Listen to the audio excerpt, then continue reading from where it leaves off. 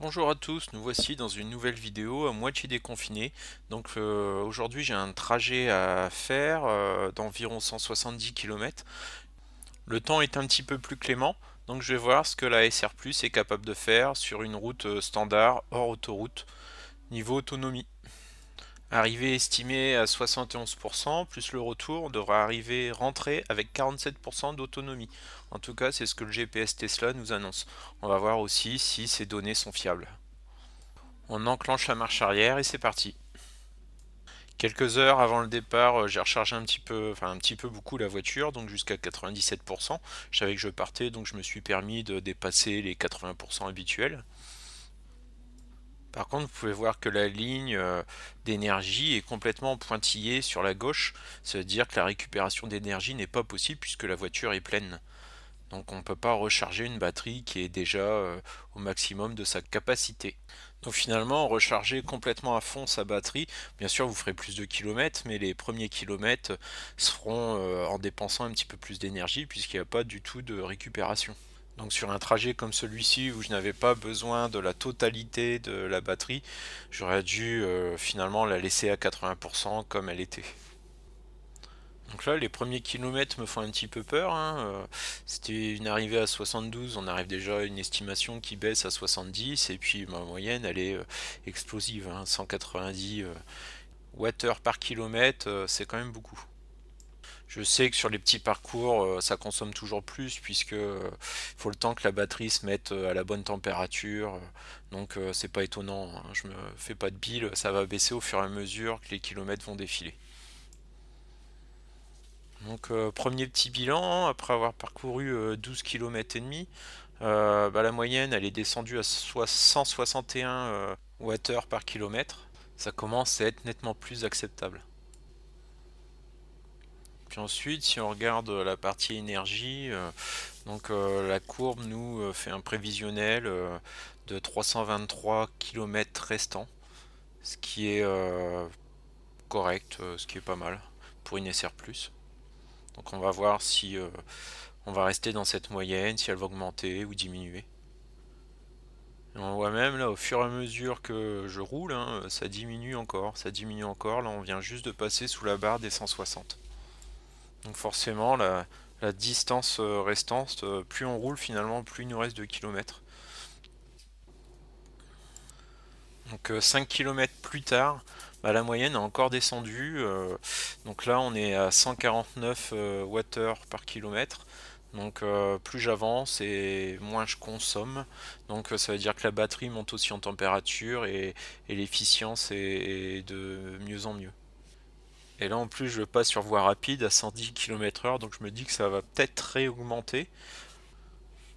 Donc là il y a un camion juste devant moi, pour le doubler, je désactive l'autopilote puisque j'ai pas l'option full autonome. Bon, ça se fait simplement, pour moi c'est pas gênant. Il apparaît en rouge, ça veut dire attention, je peux pas encore me rabattre, les distances de sécurité sont pas bonnes. Donc là on vient de faire un peu plus de 30 km de voie rapide à 110 et finalement la moyenne à la baissé à 144 Wh par kilomètre. Donc pourtant j'étais à 110, donc je trouve que le score est pas mal et on a même un prévisionnel annoncé d'autonomie restant sur les 10 derniers kilomètres, calculé sur les 10 derniers kilomètres de 374 km restants.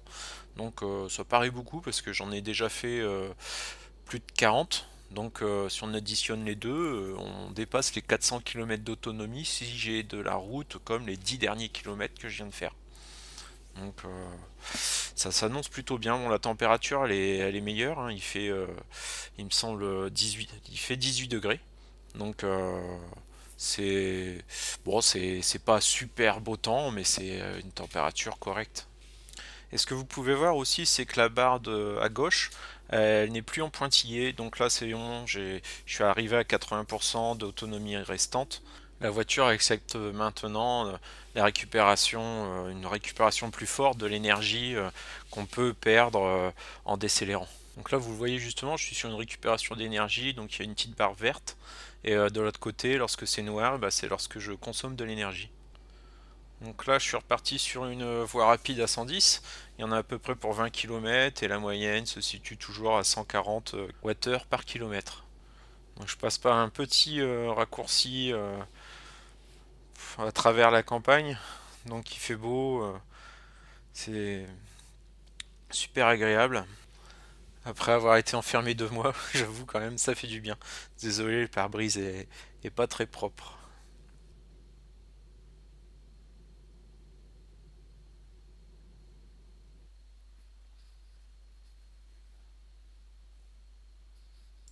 Donc alors on est à 137 Wh par kilomètre, ce qui est plutôt correct, hein. Donc il y a quand même eu pas mal de voies à 110 et puis honnêtement j'ai pas fait d'éco-conduite et en plus je vous dis je suis parti avec une batterie pleine donc moins de récupération d'énergie possible. Donc en prenant la moyenne sur les 50 derniers kilomètres, la voiture annonce encore 307 kilomètres restants. Donc plus les 70 qu'on a fait, on arrive à 380 kilomètres d'autonomie globale. Je suis garé juste à côté d'une éolienne, j'en profite pour la regarder de près et ouh là là, ça donne le vertige. Quand on la regarde, c'est vraiment c'est impressionnant hein, de regarder une éolienne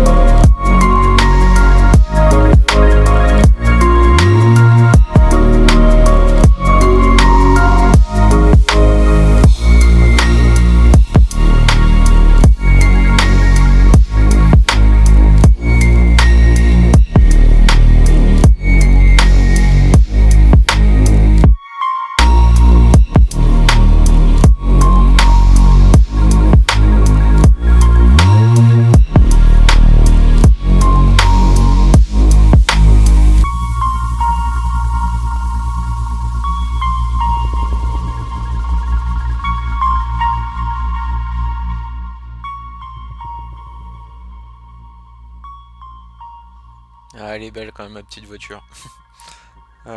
Donc cette fois-ci on est vraiment arrivé bah, la fin des les derniers kilomètres se sont faits sur des petites routes de campagne donc la moyenne a encore baissé, on est à 134 Wh par kilomètre. L'arrivée on est à 73% donc comme c'était prévu à 1% près donc en plus en notre faveur.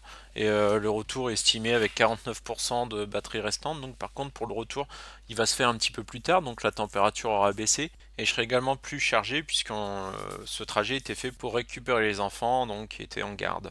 Eh oui, parce que c'est reparti, il faut travailler, mais les enfants, c'est un autre souci, il n'y a pas d'école. Ouais, personnellement, j'étais pas sûr de vouloir les mettre à l'école non plus, hein. Donc on s'arrange comme on peut. Donc voilà, c'est reparti. Donc bah, portion de route à 110 km/h. Sur le trajet retour, pour l'instant, on est donc à 152 Wh par kilomètre. Donc, mais toujours une arrivée prévue avec 49% de batterie restante. Donc, il fait plus frais, 15 degrés, et vu que le soleil est en train de tomber, je pense qu'on va arriver à 12-13 degrés. Euh, Donc encore une fois, hein, je fais exprès de pas faire une conduite escargot, ni éco-conduite, etc., hein. Je suis en modèle 3, c'est justement pour pas avoir les mêmes réflexes que j'avais avec ma Zoé. J'avais une Zoé avant 22 kW, donc pour faire ce trajet aller-retour, je serrais les fesses et souvent je finissais à 60-70 km/h parce que c'était vraiment vraiment juste avec la Zoé, surtout en hiver. Donc, l'avantage de la Tesla, c'est qu'on peut faire quand même des beaux petits trajets habituels sans souci. Ensuite, bien entendu, tout dépend de votre métier, de vos habitudes, etc. Une LR sera peut-être plus adaptée si vous êtes chauffeur de taxi ou vous êtes commercial et puis vous avez des centaines de kilomètres à faire chaque jour sur autoroute, mais je pense pas que ce soit le cas de beaucoup de monde. Donc la SR+, pour mon cas en tout cas, elle est suffisante. Non, bah là c'est cool, je vois que je suis sorti de la portion à 110 et aussitôt les watts par kilomètre descendent assez rapidement. Donc là on est à 131 Wh par kilomètre. Bon, j'ai encore une petite portion de 30 km de voie rapide, mais malgré tout je suis plutôt satisfait, hein, parce que enfin, il me reste 63% de batterie, j'ai dépassé la centaine de kilomètres effectués, donc tout est bon. Je pense qu'elle peut facilement dépasser les 300 km en une seule charge. Si on n'est pas à 130 sur l'autoroute, ça semble pas être un souci. Donc je voulais voir un petit peu justement parce que là on est plus proche de l'été que l'hiver est derrière nous. Et, pour l'instant, bah, je l'ai eu qu'en hiver. C'est une voiture que j'ai réceptionnée en février. J'ai fait un road trip en Angleterre, donc c'était ma première vidéo. Et puis maintenant c'est l'été et je vais voir si ça s'améliore et ça a l'air d'être le cas. Là, tiens, ce passage-là, je voulais vous le montrer. Donc vous voyez, il y a l'autopilote d'enclencher, la voie s'est transformée en voie rapide et la voiture s'est mise à gauche malheureusement. Donc ça aurait été bien qu'elle reste sur la voie de droite, mais elle a préféré prendre la voie de gauche. Donc je désactive l'autopilote pour me replacer à droite. Bon, c'est des petites choses, hein, je pense, qui s'améliorent au fil du temps, hein. Mais ça arrive souvent, la voiture, j'ai l'impression, elle a tendance plutôt à se mettre à gauche qu'à droite lorsque une voie simple se transforme en double voie.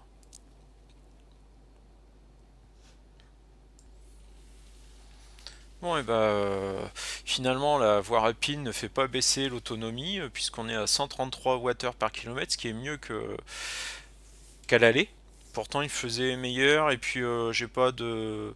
Enfin, c'est pas plus haut d'un côté que de l'autre, hein. La route tout le long du trajet, c'est relativement plat. Donc là, on m'annonce 50% à l'arrivée, donc ce qui est super. Donc le trajet que je fais régulièrement, ça veut dire que je peux faire deux fois l'aller-retour dans la journée avec mes surplus. Donc je suis vraiment pas mécontent de mon choix, hein.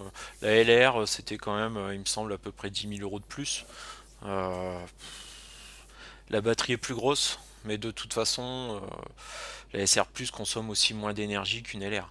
Donc là, 12 degrés à l'arrivée. Et on est arrivé justement à 50% de batterie restante. Donc on a une moyenne de 132 par kilomètre et 133 pour la totalité du trajet. Donc équivalent aller-retour, consommation équivalente malgré que j'avais donc plus de poids dans la voiture, une température plus basse. Donc si on regarde, si je mets sur les 50 km passés, j'avais un prévisionnel de 197 km restants. Donc là, c'est les 50 derniers kilomètres, c'est ceux qui en plus ont fait le plus mal. Donc si on additionne, bah, on est largement au-dessus des 300 km. C'est même 366 km à cette allure-là. Donc les 166 que j'ai fait plus les 300 soi-disant restants. Et puis on peut voir que les chiffres donnés par Tesla correspondent pile à la réalité, hein. Là, j'ai pas, je suis pile poil dans ce que l'ordinateur de bord m'a annoncé. Donc je pense que le restant est bon aussi. Donc en prenant un petit peu de marge et sachant aussi que vous n'allez pas vous arrêter à 0% pile poil. Donc vous pouvez facilement faire 350 km avec une SR Plus dans des conditions hors autoroute et sans éco-conduite. Donc je pense qu'en faisant très attention, on peut facilement faire les 400 km. Merci d'avoir regardé cette vidéo. Je vais aussi vous faire un petit point parrainage, donc à chaque vidéo je vous mets mon lien de parrainage tout à la fin. Et j'ai eu mon premier parrainage, donc quelqu'un qui a commandé le 5 de ce mois-ci. Par contre, je sais pas qui c'est, donc j'ai juste le prénom Julien. Donc merci à toi Julien d'avoir utilisé mon lien. Ça me fait plaisir parce que bah, grâce à toi, je vais pouvoir rouler cet été sans me préoccuper du tarif des superchargeurs. Donc et toi aussi, tu vas pouvoir en profiter. Voilà. Donc merci à toi et laisse un petit commentaire si tu vois cette vidéo. Bon, encore une fois, merci à tous, hein. Restez couverts, portez le masque. c'est pas fini, il faut rester vigilant. Les gestes de sécurité, les gestes barrières. Et à ciao, bye bye.